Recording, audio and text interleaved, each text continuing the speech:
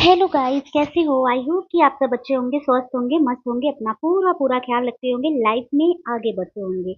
आज मैं लेकर आई हूँ वीडियो हरसियाली तीज के कि हरसियाली तीज कब है, जाने शुभ मुहूर्त और पूजा विधि। आज मैं इसके बारे में बताऊंगी, सब महत्व बताऊंगी, कैसे पूजा करना चाहिए, क्या है शुभ मुहूर्त वगैरह, जो आप लोग जल्दी जल्दी जाके नोट कर लीजिएगा। ठीक है, तो चलिए वीडियो को ना लेट करते हुए वीडियो को आगे बढ़ाते हैं।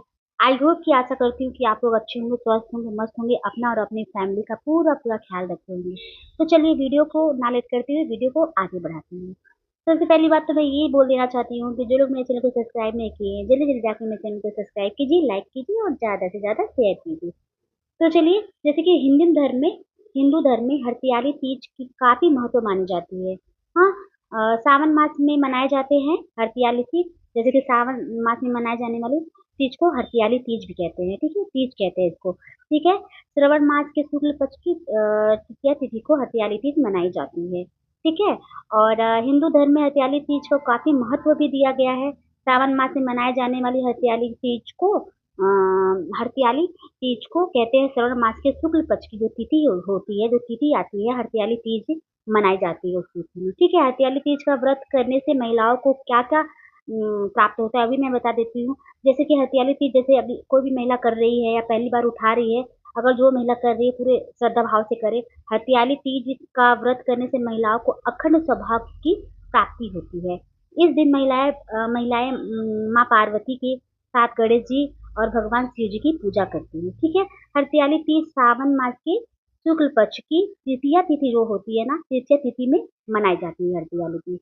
इस जैसे कि ये पावन त्योहार के अवसर पर महिलाएं जो होती हैं देवी पार्वती को बेलपत्र, फूल, फल और हल्दी लगा के चावल चढ़ाती हैं। ये पर्व भगवान शिव और पार्वती को समर्पित किया जाता है, मतलब समर्पित है।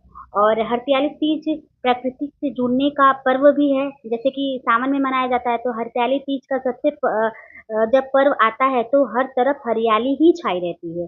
ठीक है, और हरियाली छा जाती है, पेड़ पौधे उजले उजले नजर आने लगते हैं। और हरताली तीज का पर्व श्रवण मास के शुक्ल पक्ष की तृतीया तिथि को मनाई जाती है। हरताली तीज ये श्रावण मास की शुक्ल पक्ष की तृतीया तिथि को मनाई जाती है और उसे कहते भी हैं। अब इसका शुभ मुहूर्त हम जान जाते हैं। जैसे कि पूजा मुहूर्त क्या होगा, 5:56 PM शाम को, 8:41 AM, मतलब सुबह मनाई जाएगी। ठीक है, इसकी पूजा, और पूजा पूरी अवधि क्या है पूजा की, 2 घंटे 35 मिनट की है। ठीक है, नोट कर लीजिएगा।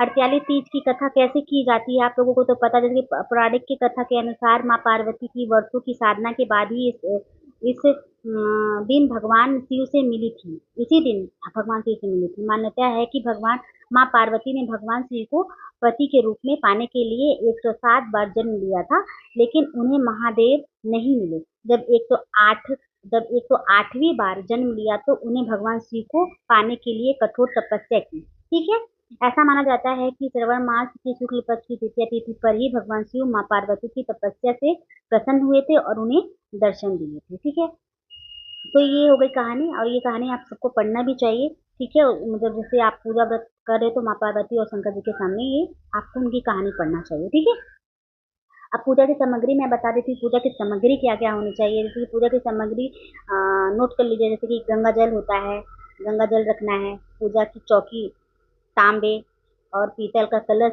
दूध, दही, घी, शहद, शक्कर, पान, सुपारी, याद रखें खंडी सुपारी नहीं होना चाहिए, जनेऊ, कपूर, आक का फूल। आक का फूल शंकर जी और पार्वती माँ को बहुत प्रिय है। आक का फूल चढ़ाया जाता है शंकर जी को।